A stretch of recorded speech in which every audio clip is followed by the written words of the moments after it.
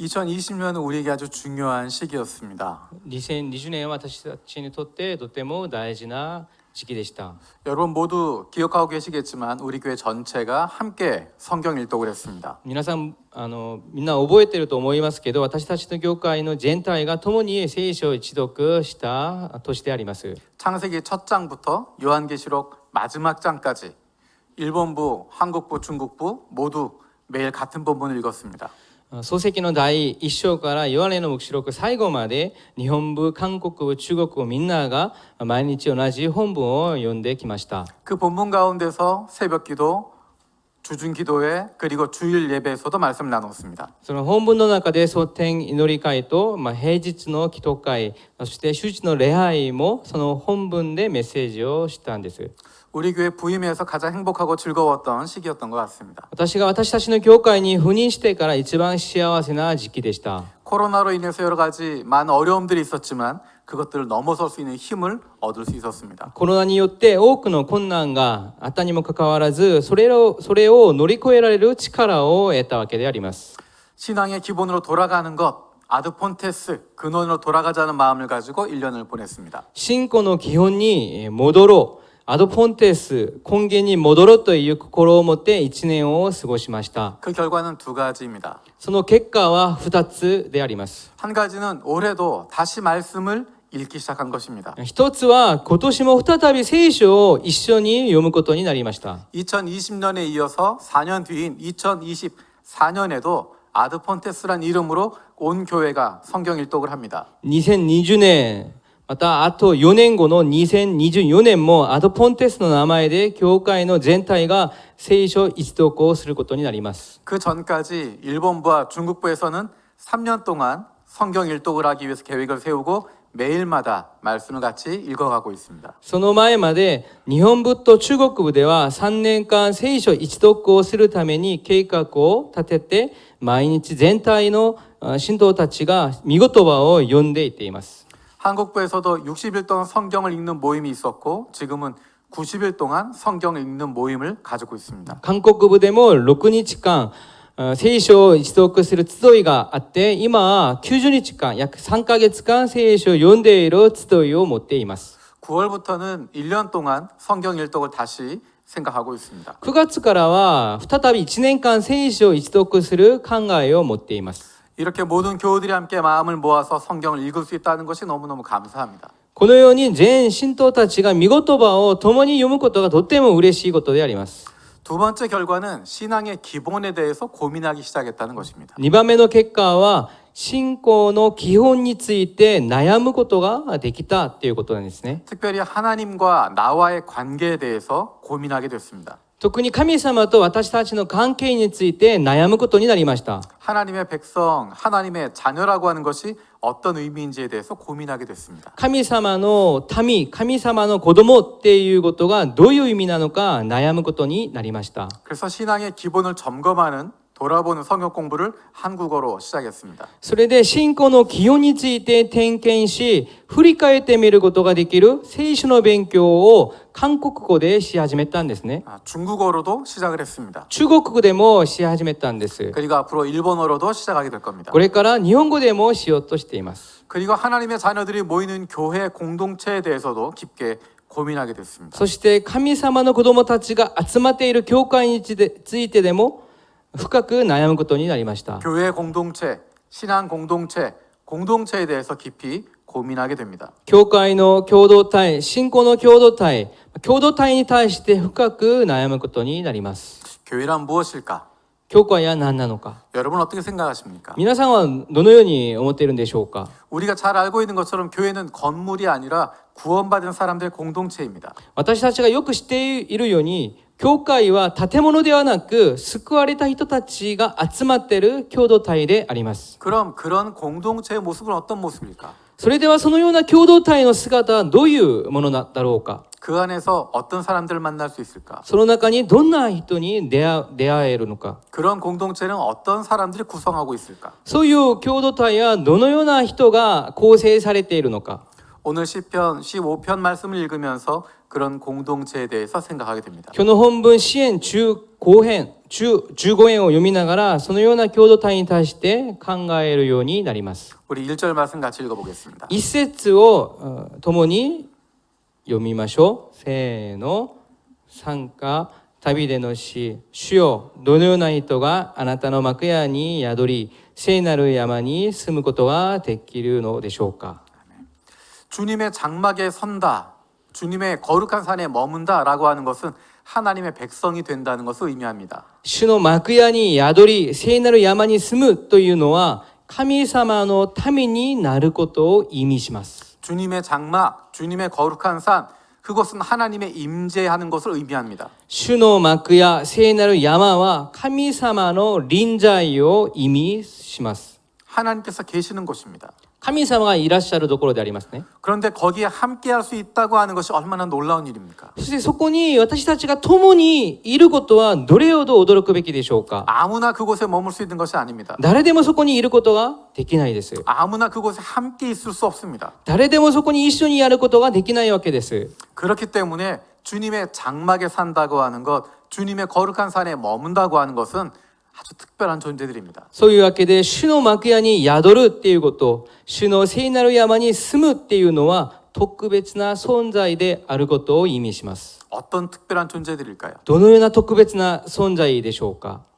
하나님께서 받아주시는 존재들입니다. 神様が認めてくださる、神様が受け入れてくださる存在であります。 거룩하신 하나님께 나아갈 수 있고 거룩하신 하나님과 함께 할 수 있는 존재들이 어떤 사람들입니까? 聖なる神様に進み出ることができる、聖なる神様と一緒にすることができる存在は誰なんでしょうか。 그들은 바로 하나님의 백성들입니다. 彼らはまさに神様の民たちであります。 하나님께서 내 백성이라고 일컫는 사람들입니다. 神様が私の民だっていう人であります。 나는 그들의 하나님이 되고 그들은 나의 백성이 될 것이다 라고 선포하시는 그런 존재들입니다. 私は彼らの神様になって彼らは私のためになるだろうという宣布する存在であります。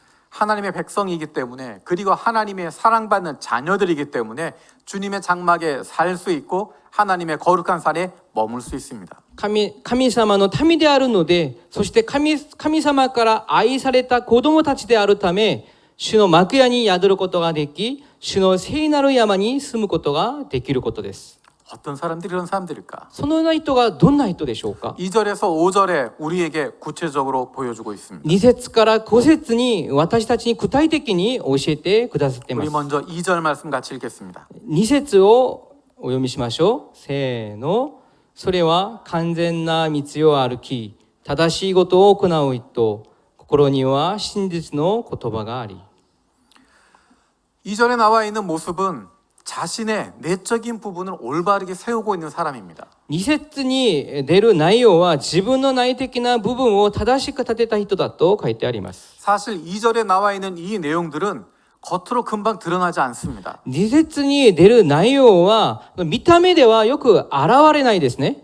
속마음을 이야기합니다. 本音を話します。 중심을 이야기하는 その 것입니다. 中心を話します。 사람들은 겉으로 드러난 행위로만 평가하려고 합니다. 人たちは表面に現れたその行動だけ見て評価しようとしています。 속마음으로는 얼마든지 잔인하게 다른 사람 죽이고 미워하고 있지만 밖으로 행동하지 않으면 아무런 죄가 없다고 이야기합니다. 本音はいくらでも残酷に他の人を殺すこともでき、憎んでいることもできますが、実際には行動しなければ何も罪もないと話しています。 속마음으로는 다른 사람을 비난하고 거짓으로 가득 차 있어도 밖으로 행동으로 드러나지 않으면 그것이 남들에게 들키지 않으면 괜찮다라고 이야기합니다. 心では他の人を非難して、また嘘いっぱいになっていっても、外に行動する偽りがなければもう大丈夫じゃないかなと、そのように考えています。 예수님은 사람의 중심을 말씀하십니다. しかしイエス様は人の中心について話しています。 행동으로 다른 사람의 목숨을 빼앗는 살인뿐만 아니라 마음속으로 다른 사람을 미워하고 마음속으로 다른 사람을 죽여버리는 것도 살인이라고 예수님 말씀하십니다. 行動で他人の命を奪うことだけが殺人だけではなく、心の中で他人を憎み、心で人を殺すことも殺人だと神様はおっしゃっています。 사람들은 겉모습으로 판단하지만 하나님은 그 중심을 보십니다. 人たちは外見で人を判断するけど、神様はその人の中心を見ます。 사람들은 속일 수 있어도 하나님은 속일 수 없고 나 자신은 속일 수 없습니다. 人を騙すことはできますが、神様を騙すことはできない。自分自身を騙すことはできないです。 우리의 마음속에는 무엇이 들어 있습니까? 皆さん、私たちの心には何が入っているんでしょうか。 우리 3절 말씀 같이 읽어보겠습니다. 3節も一緒にお読みしましょう。せーの。下には中傷を持たない人、共に災いをもたらさず、親しい人を預けられない人。 우리들 가운데 혹시 다른 사람의 허물을 들추고 다닌 사람이 있습니까? もしかして私たちの中で、もし人の過ちを話す人がいるんでしょうか。 다른 친구들에게 해를 끼치고 다니고 있는 사람들이 있습니까? 友達に災いをもたらす人が私たちの中にいるんでしょうか。 이웃을 모욕하고 다니는 사람들이 있습니까? もう隣人をあざける人がいるんでしょうか。 특별히 일본 문화 가운데서는 다른 사람에게 해를 끼치지 않는다라는 것을 굉장히 중요하게 생각합니다. 日本の文化では他の人に損害をさせることはできないっていうその文化が日本の文化であります。 하지만 오늘 본문 3절에서 이야기하는 이런 사람들은 단순히 다른 사람의 허물을 들추지 않는 것, 친구에게 해를 끼치지 않는 것, 이웃을 모욕하지 않는 것, 거기에 머물지 않습니다. しかし今日の本文を見ると3節で話すこのような人たちは単に人の過ちを話さないこと、人に災いをもたらない人と親しい人をあざけらないだけで止まらないですね。 이런 사람은 단순히 이웃에게 모욕하지 않는 것에 멈추지 않습니다. このような人は単純に隣人に侮辱をしないことで止まらないです。 오히려 그들의 부끄러움을 덮어주려고 하고 문제를 해결해 주려고 하는 사람들입니다. その人たちはむしろ彼らの恥を守ってあげる、問題を解決してあげようとする人であります。 다른 사람들을 배려하는 것입니다. 他の人を配慮する人であります。 때로는 모른 척 해주기도 하고 때로는 알면서도 그냥 덮어주기도 하는 것입니다. 時には知らんぷりをしてあげたり、時には真実を知っているにもかかわらずその人を守ってあげる人なんです。 우리는 쉽게 다른 사람에 대한 이야기를 합니다. 私たちは簡単に他人の話をするんですね。 때로는 앞에서 이야기하지 않고 말을 끝내면서 말을 흘리기도 합니다. 時には人の前では話さないんですけれども、言葉を終えながら何かの言葉を流します。 지나가듯이 다른 사람에 대한 부정적인 이야기를 살짝 남기고 싶어 합니다. まるでそうじゃないふりをしながら他の人に対して否定的な話を残そうとしています。 사실 그 사람의 진심이 담겨져 있는 것은 그렇게 지나가면서 마지막에 한마디 던지는 것에 있습니다. しかしその人の本音は最後言葉を終えながら流したその言葉が本音であります。 자신의 말을 통제한다고 하는 것이 얼마나 중요한지 모릅니다. 自分の言葉を統制できることがどれだけ重要ではないでしょうか。 그래서 신약 성경에서는 사도들이 끊임없이 말을 조심하라고 계속 경고하고 있는 것입니다. それで新約聖書では信徒たちがずっと話すことが言葉に注意しないといけないと警告しています。 우리 4절 말씀 읽어보겠습니다. 4節も一緒にお読みしましょう。せーの。主の目にかなわないものは退け、主の恐れる人をとうとう悪事しないと誓いを守る人。 맹세한 것은 해가 되더라도 깨뜨리지 않고 지키는 사람이다라는 것은 단순히 약속을 잘 지킨다 그 뜻이 아닙니다. 誓ったことがもしかして損害を受けたとしても破らず守る人っていう表現は単純に約束をよく守る人を意味することではありません。 이스라엘 사람들은 맹세할 때 하나님의 이름으로 맹세했습니다. イスラエルの人たちは誓うとき神様の名前で誓ったんですね。 그렇기 때문에 하나님의 이름으로 맹세한 것에 대해서는 나에게 해가 되더라도 깨뜨리지 않는 사람이 되어야 한다라는 것입니다.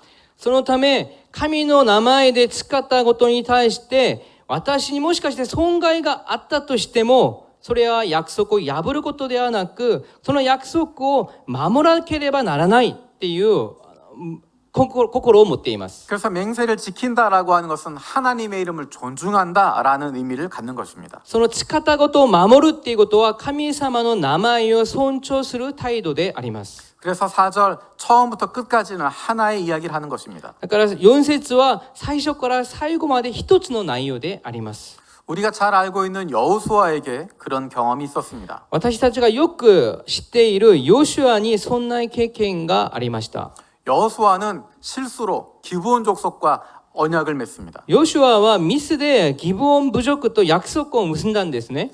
멀리 있는 나라인 줄 알고 평화 조약을 맺었습니다. 遠いところにある国だと思って平和の約束を結んだんです。 그래서 하나님의 이름으로 맹세했습니다. それで神様の名前で約束をしたんですね。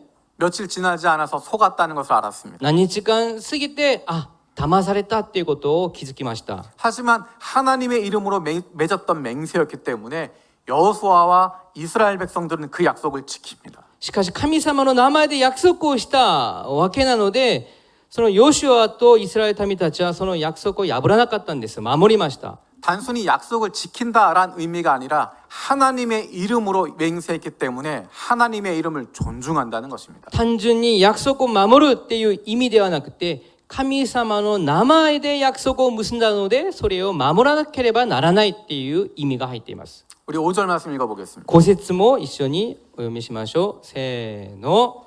金を貸しても利息を取らず、賄賂を受けてこれらのことを守る人は常しえに揺らぐことがないでしょう。 5절에 나와 있는 내용들은 우리가 읽었던 출애굽기, 레위기, 또 신명기에서 읽었던 율법에 나와 있는 내용들입니다. 5節に出ている内容は私たちが読んできた出エジプト記、レビ記、新明記の律法に出ている内容であります。 이러한 노력들은 공동체를 지키기 위한 내용입니다. このような内容は共同体を守るための内容であります。 공동체를 소중하게 여기고 그 질서를 지키기 위해서 노력하는 것입니다. 共同体を大切にしてその秩序を守るために努力することであります。 특별히 율법 가운데 강조하는 것은 힘들고 어려운 이웃들을 배려하는 것입니다. 特に律法で強調するのは特に苦しんでいる人、その彼らを配慮することであります。 돌보는 것입니다. 面倒を見ることなんですね。 약자들이 살아남을 수 있는 공동체가 좋은 공동체입니다. 弱者たちが生き残ることができるその共同体が良い社会であります。 어떤 사회든지 똑똑한 사람, 돈 많은 사람, 능력 있는 사람은 행복합니다. どのような社会でも賢い人、お金がたくさんいる人、力がある人は幸せで過ごすことができます。 잘 먹고 잘 살 수 있습니다. よく食べてよく暮らすことができる社会なんですね。 하지만 똑똑하지 않은 사람, 가난한 사람, 능력 없는 사람, 건강하지 못한 사람들이 행복할 수 있는 공동체가 정말 특별한 공동체입니다. しかし賢くない人たち、貧しい人々、また力がない人たち、健康じゃない人たちが幸せに過ごすことができるその共同体が本当に特別な社会、良い社会であります。 우리가 모세 율법을 통해서 읽을 수 있는 공동체가 바로 그런 공동체입니다. 私たちがモーセの律法を通して読めるその共同体がまさにそのような共同体であります。 이런 공동체를 지키기 위해서 노력하는 사람입니다. その共同体を守るために努力する人たちが集まっている共同体ですね。 자, 여러분은 2절에서 5절까지의 내용들에 해당되는 사람들입니까? 皆さん今まで2節から5節まで読んだんですけど、皆さんはどうですか？その中に入っている人なんでしょうか？ 여러분은 몇 퍼센트 정도 여기 해당된다고 생각하십니까? 皆さんは何パーセントぐらいその内容に回答される人だと思いますか？ 여러분 주변 사람들은 어떻습니까? 皆さんの周りの人はどうでしょう？ 조금 전까지만 해도 저를 다 쳐다보고 있다가 갑자기 다 바닥을 쳐다보고 계세요. 今まで私はずっと見たんですけれども、私が質問したらみんなちょっと下を見てるんですね。 우리가 주목해야 할 것은 1절과 나머지 절들의 관계입니다. 私たちが注目しなければならないことが1節とその他に2節から5節の内容なんですね。その関係です。 1절과 나머지 2절에서 5절과의 관계가 어떻습니까? 1節、2節、また残りの本文の関係はどうですか？ 우리 1절 말씀 다시 한번 읽어보겠습니다. 皆さん一節もう一度お読みしましょうか。せーの。どのような人があなたの幕屋に宿り聖なる山に住むことができるのでしょうか。 2절에서 5절을 지켜야 1절에 있는 내용이 가능할까요? 皆さん2節から後節に出ている内容を守ることで1節の内容が可能になるんでしょうか。 2절에서 5절에 있는 내용의 삶을 살아가는 사람들을 이 세상에서 찾을 수 있을까요? 皆さん2節から後節に出ている人たちを、その人生を歩んでいる人たちを今のこの世で見つけることができるんでしょうか。 어디에서 이런 사람을 찾을 수 있을까요? どこでこのような人を見つけることができるんでしょうか。 세상에 속하고서는 이런 삶을 살아갈 수 없습니다. 世の中に属してはこのような人を見つけることが無理です。 하나님께 속한 사람만이 이런 삶을 살아갈 수 있습니다. 神様に属している人たちだけがこのような人生を歩むことができます。 거룩하신 하나님께 속한 백성들이 이런 거룩한 삶을 누릴 수 있는 것입니다. 聖なる神様に属する人たちがこのような聖なる人生を歩むことができるはずです。 그것은 하나님의 영, 성령을 우리 안에 부어 주셨기 때문입니다. それができる理由は神様の霊、聖霊様をその中に注いでくださったからであります。 하나님의 마음을 품고 있기 때문에 2절에서 5절에 나와 있는 삶을 살아갈 수 있습니다. 神様の御心を抱いているから2節から5節に出ているその人生を歩むことができることです。 내 노력으로만 하면 지칠 수밖에 없습니다. 自分の力で自分の努力だけではすぐ疲れてしまうんですね。 내가 지키려고 하면 힘들고 어려울 수밖에 없습니다. 自分が守ろうと努力したら辛くなるしかありません。 내 자신의 연약함 때문에 마음이 힘들어지고 낙심할 수밖에 없습니다. 自分の弱さのために心が大変になって落胆するしかありません。 그리고 다른 사람과 비교하게 되고 스스로를 비하하거나 다른 사람들을 정죄하게 됩니다. そして他の人と自分を比較するようになって、また自分を比較したり、また他の人たちを自分の基準で定めるようになります。 내가 높아지기 위해서 다른 사람들을 죄인으로 만들어버리게 됩니다. 自分の立場が高くするために他の人たちを罪人にしてしまうんですね。 어쩌면 내 연약함을 보이지 않기 위해서 끊임없이 거짓말을 할 수밖에 없습니다. もしかして自分の弱さを見せないために絶えず嘘をつくしかありません。 그런 삶에는 자유함이 없습니다. そのような人生には自由がありません。 지난 주일은 성령 강림 주일이었습니다. 先週はペンテコステ主日だったんですね。 그것은 2000년 전에 제자들에게 임했던 성령을 기억하는 의미만 갖는 것이 아닙니다. それは2000年前に弟子たちに臨在された聖霊様を記憶する意味だけではありません。 바로 우리에게 부어주신 성령을 기억 깨닫는 것입니다. まさに私たちに注いでくださったその聖霊様を覚えることであります。 아무도 성령이 아니고는 예수님을 그리스도라고 주라고 고백할 수 없습니다. 誰でも聖霊の力がなければイエス様をキリスト、神様だと告白することができないです。 성령으로 거듭나지 않으면 하나님의 자녀가 될 수 없습니다. 聖霊様で生まれ変わらなければ神様の子供になることができないです。 하나님의 백성이 될 수 없습니다. 神様の民になることができないです。 오직 성령으로 우리가 변화되는 것입니다. ただ聖霊の力で我々が変化されることですね。 성령으로 우리가 살아나는 것입니다. 聖霊様で私たちが生き返るです。 이미 우리들은 성령으로 말미암아 거듭났고 하나님의 백성이 되었고 하나님의 자녀가 되었습니다. すでに我々は聖霊様によって生まれ変わり、また神様の民となり、神様の子供になったわけです。 거룩하신 하나님의 장막에 살 수 있는 사람들이 되었고 거룩하신 하나님의 산에 머물 수 있는 사람들이 되었습니다. 聖なる神様の幕屋に宿ることができる人となり、また聖なる神様の山に住むことができる人になりました。 우리의 노력이나 자격이 아니라 성령으로 말미암아 우리에게 주어진 것입니다. 私たちの努力や資格ではなく、聖霊様によって私たちに与えられたプレゼントであります。 하나님의 장막에 거하는 사람들, 하나님의 거룩한 산에 머무는 사람들, 하나님의 백성들과 하나님의 자녀들의 삶의 모습이 바로 2절에서 5절에 나와 있는 모습입니다. 神様の幕屋に宿る人、神様の聖なる山に住む人たち、神様の民と子供たちの人生の姿がまさに2節から骨折に出ている姿であります。 어떻게 이렇게 살아갈 수 있을까요? どうすればこのような人生を歩むことができるんでしょうか。 성령 충만을 통해서 살아갈 수 있습니다. 聖霊充満で生きることができます。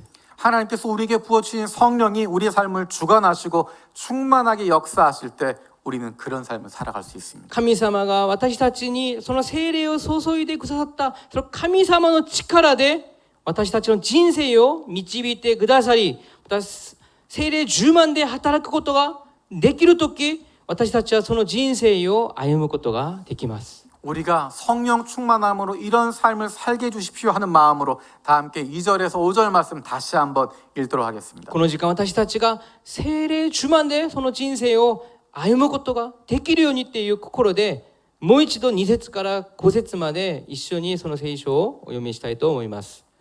2節から5節です。せーの。それは完全な道を歩き、正しいことを行うと。そこには真実の言葉があり、不祥ももたらないと。共に災いをもたらさず、親しい人をあざけないと。主の目にかなわないものは退け、主を恐れる人を尊び悪事をしないと、誓いを守る人。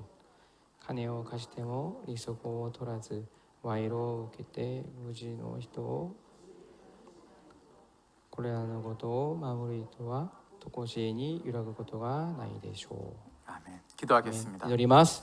살아계신 하나님 감사드립니다. 生きておられる天皇お父様、ありがとうございます。 우리를 하나님의 장막에 거하는 사람으로 하나님의 거룩한 산에 머무는 사람들로 하나님의 백성들과 자녀로 삼아주신 것 감사드립니다. 私たちを神様の聖なるその山、聖なる幕屋に送ってくださり、また私たちを子供として、また民として呼んでくださってありがとうございます。 하나님, 우리가 하나님의 백성이고 하나님의 자녀들이기 때문에 神様、私たちが神様の子供であり、民であるので、 오늘 말씀 읽었던 이런 삶을 살아갈 수 있게 하여 주시옵소서. 読んだ内容通りに私たちがその人生を歩むことができるように助けてください。 우리에게 성령 충만을 허락하여 주셔서 기쁨으로 즐거움으로 하나님이 원하시는 삶을 살아가게 하여 私た 주시옵소서. ちを聖霊に満たしてくださり、本当に喜びを持って主が導くその人生を歩むことができるように助けてください。 감사드리고 예수님의 이름으로 기도드립니다. 感謝し、イエス・キリストの皆によってお祈り捧げます。